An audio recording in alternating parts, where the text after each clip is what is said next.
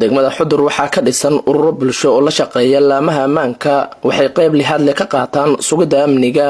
magaalada waxaa soo gala 12 wado oo isku xira gobolada dhexe kuwa koonfureed iyo wado weyn oo xiriirisa Soomaaliya iyo Itoobiya lix ka mid ah 12 wado waxaa degan ciidamada xooga dalka iyo ciidamo Itoobiyaan oo caawiya lama isticmaalo dadka shacabka waxay isticmaalaan lixda wado oo ay baaritaanada ku sameeyaan ururada bulshada oo lafdhabar u ah ururka dhalinyarada oo leh qayb amniga ka shaqeeya waxayna baaritaano ku sameeyaan saddexda wado oo loogu isticmaalka badan yahay ururada haweenka iyo gudiyada xaafadaha ayaa qayb ka ah baaritaanada lagu sameeyo dadka soo galay iyo kuwa ka baxa magaalada waxaan u kuurgalay habka ay u baaraan iyo qalabka ay u isticmaalaan waa caano dhiil ku jirta waxay ku baarayaan geedo ay u samaysteen si loo ogaado waxay gudaheeda ku jira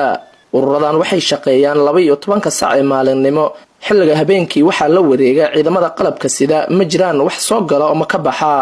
waa kuwaan qaar ka mid ah dadka baaritaanada sameeya oo aan la kulmay wali roogneha xaafadii oo waliba buulow jidkii oo beledweyne iyo qoraajo meenta iskiiraayo laanti oo waliba ururka dhalinyaradu oo wargaduudilanka saay marka iraaban algili meelin waliba way isbedele oo blankoyta gabartan ila roogto baarasa oo migil kooyana ani baare oo waliba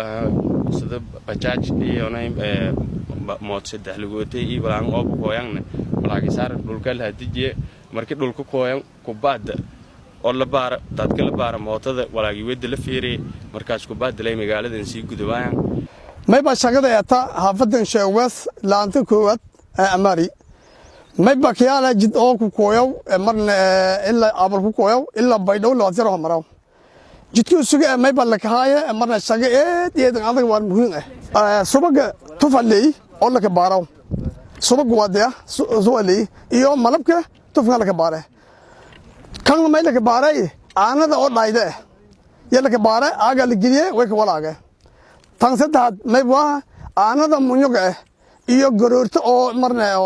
loodana ku malaw iyo erna ku malaw yalla marna yalla ka rafiya la ka baaray baartaanka say may waa amniga magaalada yalla ka sugahay madina saxay tii kooyni haweenka ku dareerwaan jidka abaleeda waarda ka laha meel roog mayla raayis amniga sugna saasan roogna mayla raay magal iblaan wali xamara yalla maare aanada hooba kooyto way baare wal fakada uma jaraan mayla raay amniga sugahayna ana madaa gala horta nus saax gale iraabna ma walil ibedele shan cyber lanki shan cyber ibedele mayla raayis wali ku tabaytum ikoos cyber madil ibedela mayla raayis abarta kala la bedelaw wali ha galaasay gobolkaasi askar oo ilaaliyaas gudoomiyaha xafiiska nabadgelyada ee degmada Xudur Ibrahim Isaaq Ibrahim Shaati ayaa ururada ku amaanay in horumarada degmada ka socda ay qayb ka yihiin may muhiim ah waa yaalka dhan shaqeeyay mayla raay may caafimaadka socda jareerta waa barashada socda mayla raay ganacsiga socda wala badareeraan hoob amaan lahayn amaanka man lahayn baaritaanka man lahayn waa asma socdaan ururada shaqeeyay oo lisina shaqa mashaariicsan wali odsaan in tababar go'naarto la siifadaan